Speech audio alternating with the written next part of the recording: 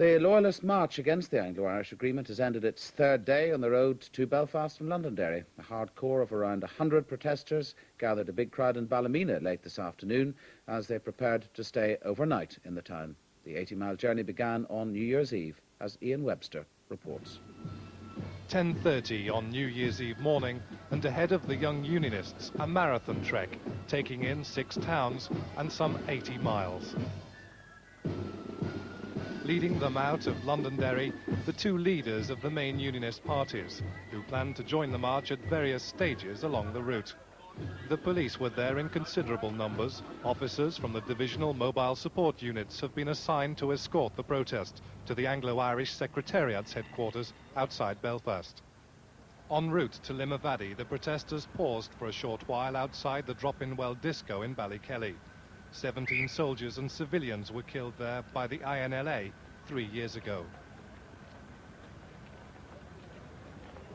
With Dunloy in the background and Coleraine and Ballymoney behind them, today the march is made for Ballymena.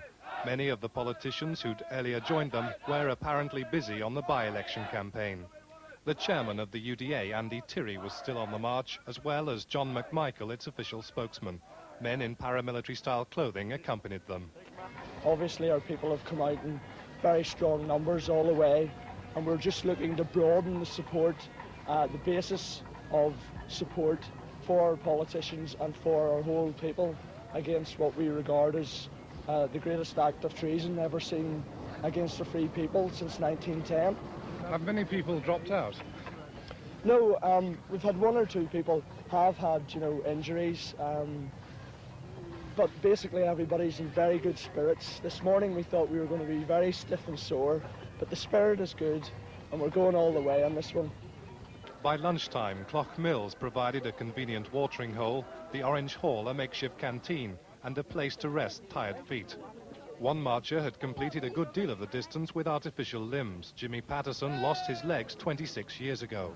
Well, it has been very physical demanding. Certainly it has, but I feel it's worth it all, and it will be worth it all in the end. You're going to march all the way to Merryfield? Yes, I am indeed. Jim Wells, you have a stout pair of shoes on, but I believe you've got very sore feet. Yes, I'm afraid after 50 miles it begins to tell, and the pace has been absolutely cracking. I think we've been going well over 3.5 miles an hour at some stages, and I think that's beginning to tell on all those who started out in Londonderry. Ahead of the marchers was the journey to Ballymena and an overnight rest. They were led out of Clough-Mills by Ian Paisley. Tomorrow the walk takes them via Antrim to Glengormley.